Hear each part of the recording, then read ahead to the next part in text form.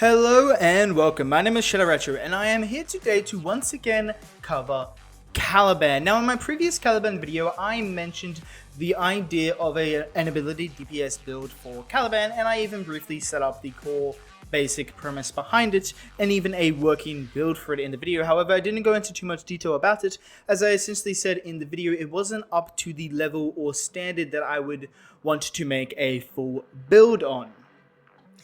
However, since that video, there have been some changes to the way Caliban's rework kit works, specifically bug fixes related to his third ability. And I have also had some outside the box thinking on other ways to further buff a ability DPS setup with Caliban to create a working level. While this by no means is the best ability DPS build you can come up with, and definitely there are a lot of Warframes that can do this a lot better, the build definitely does work, and it reaches a KPM of at the very least 100, meaning it kills enough to give you 100% uptime on your life support in survival. In this video I will not be covering Caliban's entire kit, nor will I be going over his recent rework, as I already did that in my last Caliban video, which I will obviously link in the description down below.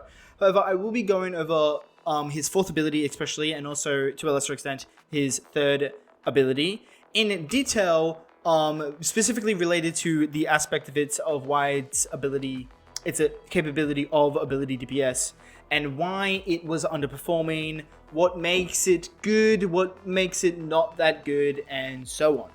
So, his fourth ability, Fusion Strike, will have him fire off 3 beams, one out of each of his arms and one coming straight out of the center. He would then close his arms into the center, making the 3 beams converge. Each time an enemy got hit by these beams, they would have 50% of their armor and shield stripped, which obviously scaled of power strength, and would also take tower damage per second while also potentially applying the status effect. The tower status effect is completely useless when it's talking about ability DPS, as tower doesn't have a damage over time, so it isn't useful at all when talking about damage when it comes to Caliban. Tower damage itself, however, is a neutral damage type, meaning there are no enemies in the game that are resistant to it, but there are also no enemies in the game that are weak to it. So it is kind of good for damage, but also not that great for damage. The actual beams themselves don't do a lot of damage, however the ability does have further effects, meaning when the 3 beams collide it would have a AoE explosion that did a tiny bit of extra damage, while also creating explosions centered on every single enemy tagged by the ability when the 3 beams collide, in addition to the explosion created when in the center of the collision of the beams. However, the explosion radius on the enemies was only 2 meters, and it has a 1 meter explosion full off. Now I actually don't know what this explosion full off is. It is listed in the stats of the ability in the game, but approaching the wiki I couldn't exactly figure out how this works. Assuming it works like other AoE full off, it means that the damage the explosion does degrades after 1 meter. How much it degrades, I'm not sure. What I do know, however, is that while the explosion radius is scaling off ability range, the explosion full off does not. This means that the ability does have quite a good DPS application, because if you have enough enemies grouped together, each with an explosion triggered off one another, that means every single enemy not only takes the damage from their own explosion, but also from all the explosions around them. But with only a 2 meter AoE, it's very small, and with the full off being 1 meter that doesn't scale off range, it's also, and me not even knowing how exactly that works, it isn't the best when it comes to AoE explosions, unlike, let's say, Jade's fourth ability. However, it does further get buffed by Caliban's third ability, specifically the Conquest Summons, as all 3 of the Conquests will mimic Caliban's fourth ability whenever you cast it, creating their own instance of it. That means their own instance will trigger more explosions on enemies they tag, and of course dealing additional damage. However, the damage they do was only 50% of Caliban's damage. That did not scale off ability strength. Now, when this Caliban's first rework originally happened, my initial thought was to use Roar. Not only does Roar buff Caliban's damage, but It is also a ranged effect, meaning it can be applied to allies, so the Conquerors would be affected by it and would also get the buff from Raw, meaning Raw would essentially double dip with them, as the Conquerors damage scales of Caliban's damage. However, they were bugged at the time, and Raw or any other buffs like that did not work on them. Since then, a while back actually, they have gotten fixed, so now ranged buffs like Raw, Nourish, Shock Trooper, and so on do affect them. This means that Raw will give a damage buff to Caliban, and since the Conquerors actually scale off Caliban's damage, Raw will also then buff them independently, kind of making, which, if it works as I believe it works, it basically double dips with them. Additionally, Raw is very good for it because Raw is a multiplicative damage buff to power strength, making the ability do a lot more damage, meaning we'll be getting a damage buff from our power strength and we will be getting a damage buff from Raw. This did greatly improve the ability now that it actually worked on the Raw actually worked on the Conquest, and make the damage over time application of it work a bit better. In my original setup that I showcased in my last build, I was using Raw, but back then Raw was only buffing Caliban, making it not as good. However, even after Raw started to work on the Conquest, the setup still wasn't that good. It still didn't do that much damage, so I had to think a bit out of the box, which led me to Archon Shards. Green, orange, and purple shards each have a effect that will give a multiplicative ability damage buff as long as enemies are inflicted with a specific status effect. For orange shards, it's radiation, corrosive for green shards, electric for purple shards.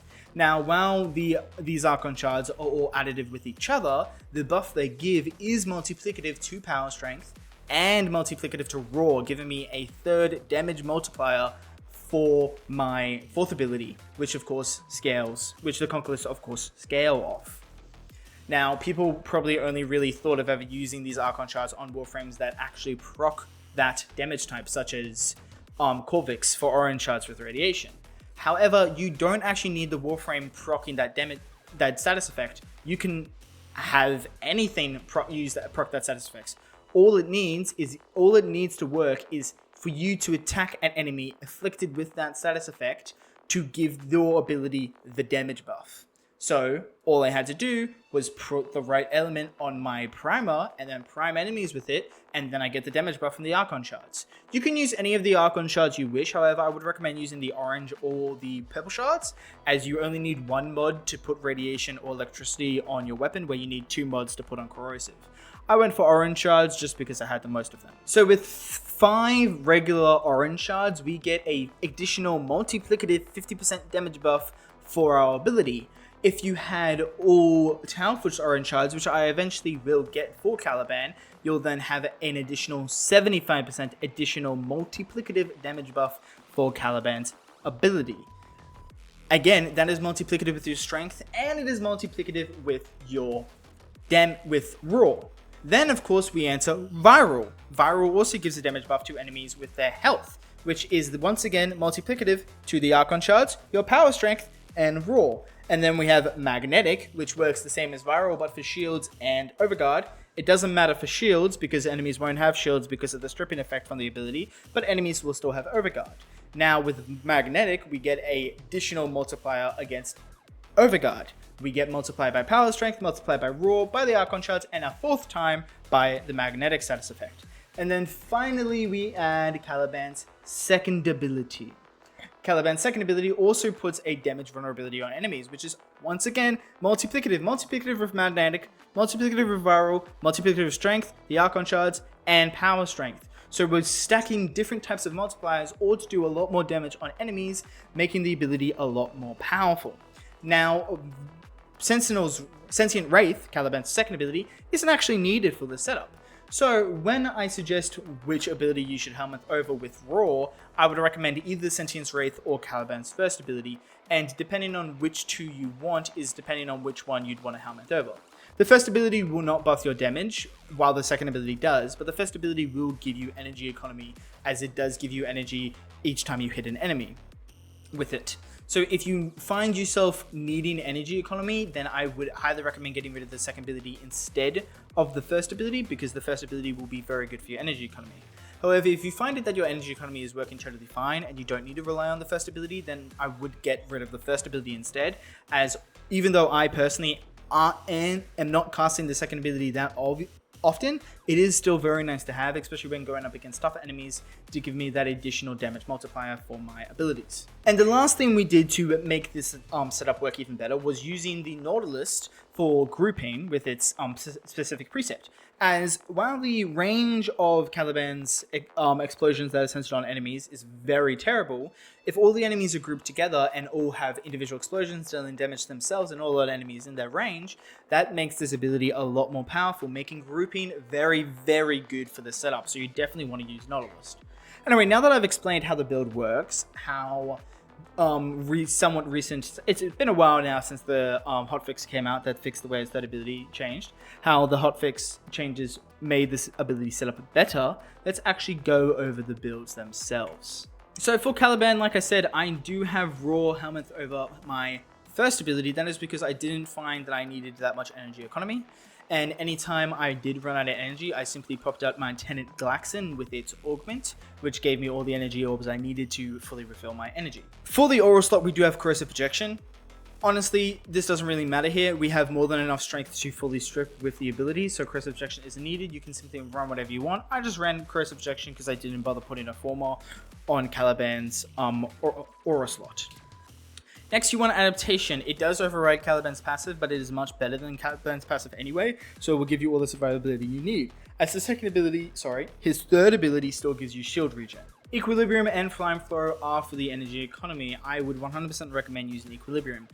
If you are using his first ability instead of his second ability, you probably don't need Equilibrium, but you may find that your setup is a bit spammy on using the first ability to rely completely on energy economy, which is why I ended up using Equilibrium anyway. Streamline is for efficiency because we are using Blind Rage, so Streamline will offset Blind Rage a bit and make it so that we aren't using too much energy. And Prime Continuity will increase the duration of Raw as well as the Conquilists. Now, besides that, we went all in on strength using Upper Intensify, Blind Rage, and Augur Secrets, giving me a total of 258 power strength. Now, do note that Raw's duration is a lot shorter than the Conquilist duration, and you cannot recast Raw when it's activated. Because of this, you should, whenever Raw runs out, you should recast the Conquilists, and then cast Raw. That means that you'll never find a down period where Conquilists are not affected by Raw, and it also ensures that the Conquilists are in the range of Raw, so they will be affected by it to get their damage buff, which will greatly improve the damage output of the setup. We also have Multi-Augmented with further 60% ability strength, which will give me a total of 318% ability strength for even more damage, as the build obviously needs a lot of strength, a lot of extra multipliers to make its damage viable. And lastly, obviously, Archon Energize for the further energy economy. Equilibrium alone is not enough for energy economy because we are running Blind Range, so you definitely do want Archon Energize as well. For the Nautilus build, we are using Guardian for some additional survivability, and make sure that your second precept is Cordon, so that Cordon will be prioritized over any other precept, so it can be activated often, but we do want it to be after Guardian. That way Guardian will be activated even if Cordon is ready to be activated. That way nothing will get in the way of activating Guardian for if our shields get depleted. Metaphone Bond is obviously to reduce the cooldown of Cordon and Guardian. The Mentionist Bond is for the companion survivability, because if it does go down, killing an Xmas unit will make it so that we will lower the recovery timer of Nautilus by 18 seconds. Calculator Redirection along with Enhanced Vitality, of course, for further survivability. Vacuum is a must-have. Assault Mode is needed for the setup, because otherwise a Nautilus will not be able to attack enemies. Synth Deconstruct will make it so that enemies tagged by our Nautilus will have an increased chance to drop health orbs, which gives us energy economy because we are using Equilibrium, and then obviously Primed Regen to reduce the cooldown period on the Nautilus respawn timer.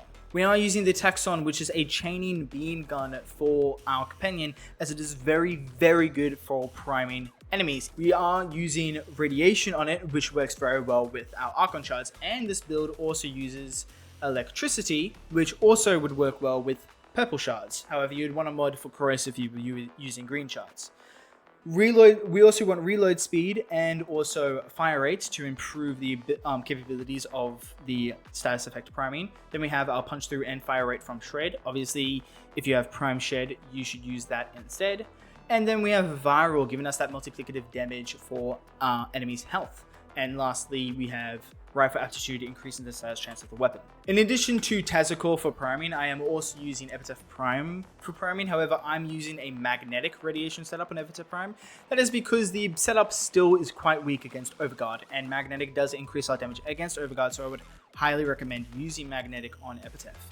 Beyond that, we are also using radiation, which will make radiation procs completely consistent, as Texan might not be 100% consistent. Now we can shoot at any enemy we want, which will likely be then affected by radiation, giving us that 50% additional multiplicative buff from our Archon Shards. We are using Amalgam Barrel Diffusion for the extra dodge speed and multi-shot, paired with Lethal Torrent for fire rate and multi-shot. We have the Auger Mod simply for survivability, more status effect, and then we have magnetic and radiation. Obviously, secondary encumbered is also used for additional priming. For other utility weapons, simply just use the Protos for the extra sprint speed and slide, and also parkour velocity. And again, I did mention I was using the Tenaglaxin. You could use whatever rifle you want as long as you're modding with Amalgam Serration, which will give you the extra sprint speed. Tenaglaxin is very good because it does have an augment which increases the chance of enemies dropping energy orbs based on the amount of cold procs that have been put on them. So Glaxin is very good for that, and is why I use Tenaglaxin. And of course, for the focus score, you can run Xenoric for if you needed additional energy economy, Vazarin for additional survivability, or if you wanted to have a bit more consistent grouping, as you can use Vazarin to group enemies. However, you'll need to change between your operator and back into Caliban, which means it can be kind of annoying or a bit finicky to play with. Mataro would give you casting speed and even more ability strength if you wanted to go about that rate. And Yunaru will give you knockback resistance, which is why I'm using Yunaru. If you were to put on Prime Sure-Footed, which I would recommend doing if you weren't using Yunaru, that would make that would free up your focus skill slot, allowing you to either use Vazarin, Matarai, or Xenoric. Narrowmon isn't useful for the build, so I wouldn't use it. Anyway, that is all I have to show you for this build. Like I said, it isn't the best ability DPS setup around, but it is definitely usable, and it has a high enough KPM to survive, maintain life support and survival, which gives me the thumbs up, good enough to show on my YouTube, and it is definitely fun to play around with, as it creates a different build setup for Caliban, if you didn't want to use him as just a generic weapon platform Warframe. Anyway, if you enjoyed this video, do leave me a like and a subscribe, and check out some of my other videos that you might like. And until next time, bye bye.